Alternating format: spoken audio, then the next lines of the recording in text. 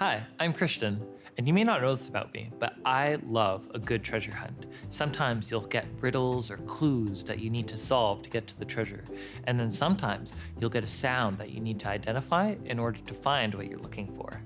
So in today's God story, we're going to see that if we listen to God, we'll also find something very special. Let's see what it is.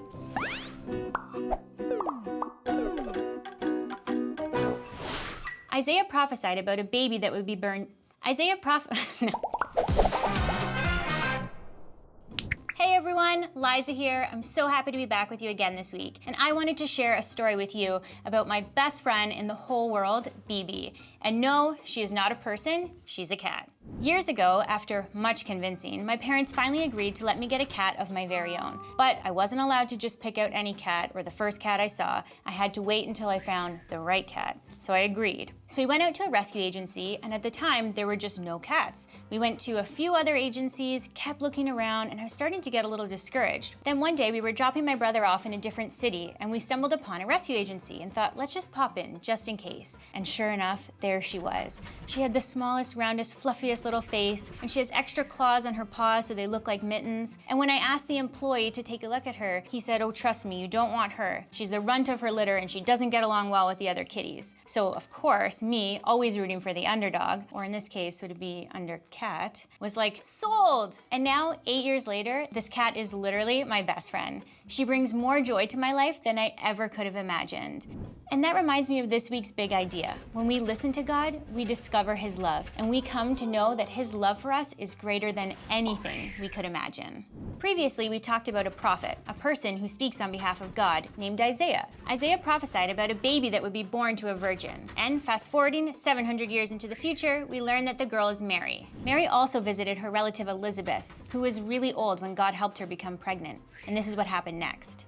Elizabeth gave birth to a son, and her husband named him John. Everyone knew that John was going to be a special baby. Zechariah was given a prophecy about his son. Zechariah thanked God for keeping his promises, and about John he said, "And you, my child, will be called a prophet of the Most High God.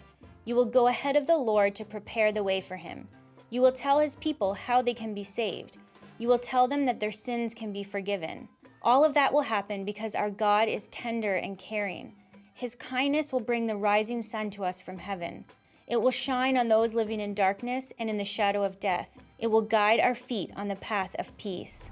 What an amazing thing that God spoke through Zechariah about John. Zechariah said that John will tell people how they can be saved and that their sins will be forgiven. And when John grew up, that's exactly what he did. He pointed people to Jesus in just this way. So after John the Baptist, oh yeah, he gets called the Baptist later in life, but that's another story for another day. There was a law created by Caesar Augustus, who was the ruler at the time, and he said that everyone had to go back to their family's hometown and be registered. This was just a way of keeping track of how many people lived in the country. Joseph, you know the guy who was engaged to Mary? He was from a town called Bethlehem, also known as Town of David, and that's where he had to go to be registered. So Mary and Joseph traveled from Nazareth in Galilee to Bethlehem in Judea. That's over 100 kilometers of traveling.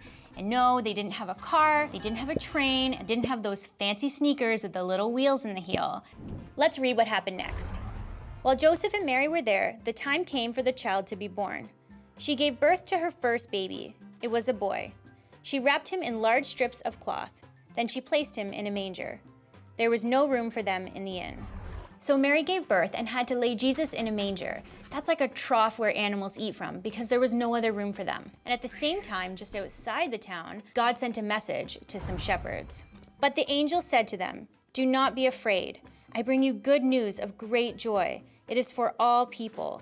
Today in the town of David, a Savior has been born to you. He is Christ the Lord. Here is how you'll know I'm telling you the truth. You will find a baby wrapped in strips of cloth and lying in a manger." Just imagine being the shepherds and seeing an angel come down right in front of you. I don't think you would need any convincing about the message if it was delivered by an angel. And then just hearing the incredible message that the angel shared. Let's keep reading. Suddenly, a large group of angels from heaven also appeared. They were praising God. They said, "May glory be given to God in the highest heaven, and may peace be given to those he is pleased with on earth." The angels left and went into heaven. Then the shepherds said to one another, "Let's go to Bethlehem.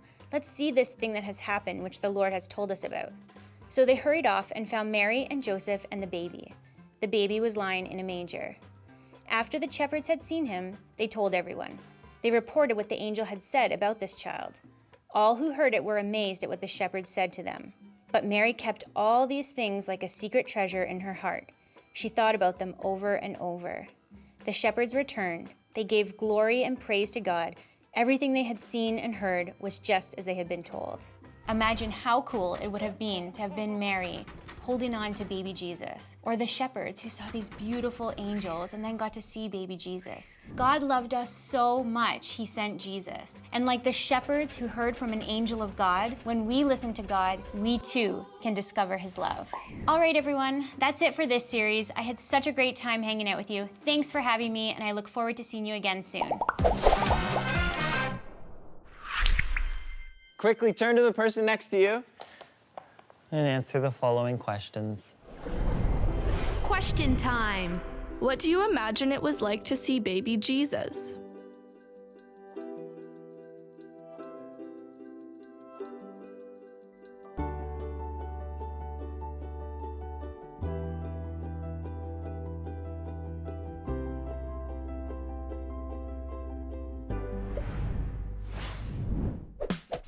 Game time. Running wild. Can you say the key verse before the runner wins the race? Get ready. 3, 2, 1, go!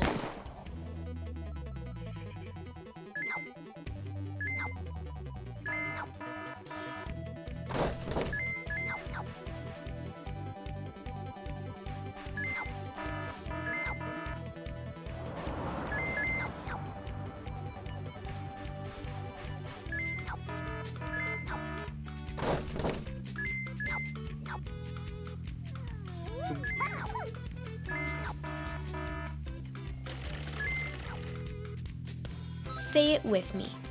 I will listen to what God the Lord says.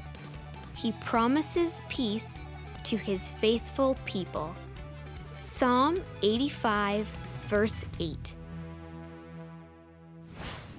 So the shepherds followed the message that they got from the angels, and they acted on it, and they found Jesus, the Messiah, the rescuer, God's pure love. So let's watch Anna's story to see how she experienced God's love when she desperately needed to hear from him. Watch this.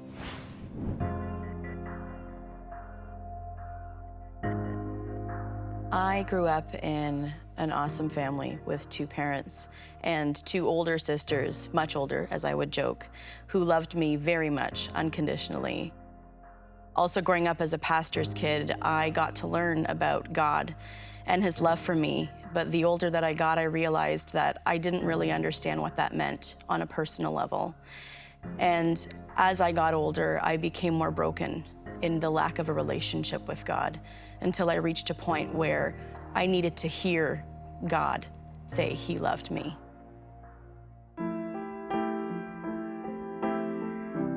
I'm Anna. I absolutely love music. I love vacations and the sun. I am not a winter person. If it could be summer 24 hours, 365 days a year, that would make me a very happy person. My dad was a pastor and a musician. We would love to sit and sing with him, and he had a really cool knack of making each of us feel like we were special and unique.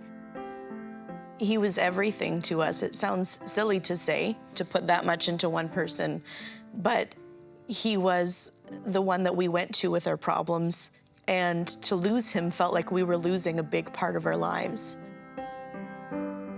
I felt the loss of a very special relationship. I felt the lack of love in that sense. I think even as a kid, I was always drawn to music.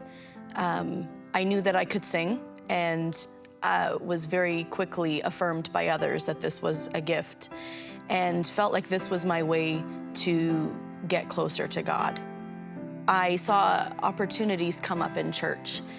We were quite a big church, and so there was opportunities within youth or young adults, or even Sunday mornings to lead. And as much as I saw what I wanted, it never seemed within my grasp. Every time that I made steps forward to follow a dream or to say this is what I want to do, I always felt like doors kept shutting in my face. I guess I felt like I tried to attain something, and I felt like I was doing all the right things to get there. I was a good person. I was a good Christian. I read my Bible. I was extremely involved in all areas. And yet, it didn't matter what box I checked off, it wasn't enough. It felt like it was never enough. And yeah, I got to a place of saying, I can't do this anymore. I am tired of feeling like on the inside, I feel rejected and never good enough. I feel like I'm a hot mess, and yet I'm constantly trying to portray someone to everybody else that's perfect, that has it together, that is good enough. And I got to a place almost like a breaking point where I couldn't take it anymore. And I remember just having a real honest moment with God and saying, I know you're there, but I don't know you. And I almost gave God an ultimatum that night, that feeling of, God, I will give you everything, and I will open my heart up and my life up to who you are, and I will be obedient to listen to you. But in return, I need to know that you love me.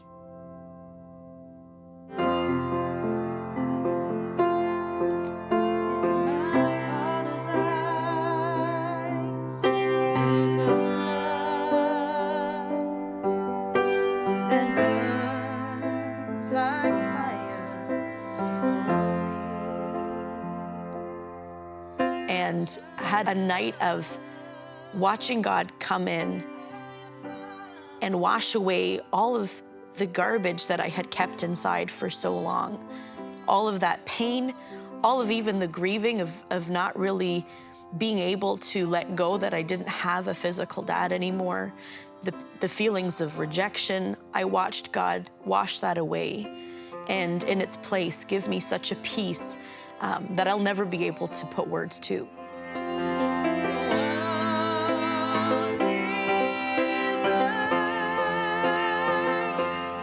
As I was laying there with my eyes closed, I saw a picture of two eyes with fire in them. And I remember being startled, thinking, what is this? And hearing so clearly for the first time God say to me, this is my love that burns for you. And in that moment, it was the first time I understood what it meant to be his kid. That it wasn't about a checklist of things I needed to do for him. That at the end of the day, my identity wasn't found in being a perfect pastor's daughter or being the best worship leader or even in my singing abilities. At the core of who I was, my identity was found in being his kid. And that's all I needed in that moment. And for the first time, I understood his love. That was the night I finally sat in front of my keyboard and wrote my first song called A Father's Love.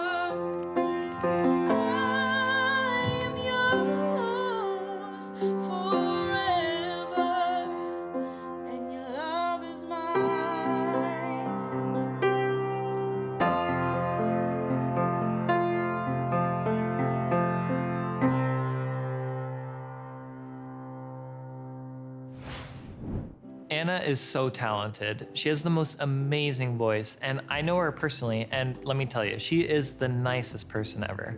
Anna was at a place where many people find themselves. She did everything that she thought God wanted her to do, but she didn't have that personal relationship with God. When things got really tough, Anna cried out to God, and that's when she experienced his love, and that changed her life.